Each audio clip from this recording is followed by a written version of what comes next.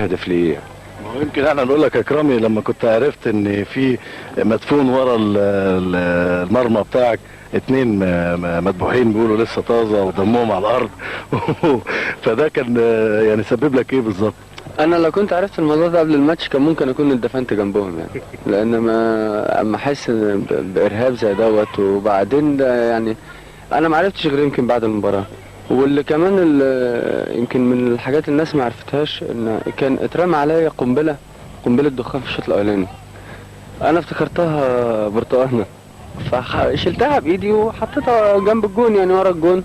فكان محمود معروف واقف ورايا، فبعد الماتش بيحكي لي بيقول لي انت البرتقانه اللي انت رميتها دي طلعت قنبله دخان وانفجرت اول ما رميتها عليا، وانا جريت طلعت في المدرج وما رضيتش اقول.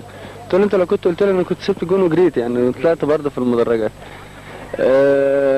طبعا علاوه على المنظر القميء اللي احنا شفناه بتاع الخنزير دوت والارهاب اللي في المدرجات والدم والحاجات دي، يعني الحمد لله كان الواحد فيه عنده ثقه في الله وفي اللعيبه وفي نفسه، ان احنا ان شاء الله هنحقق نتيجه ونرجع بالكاس.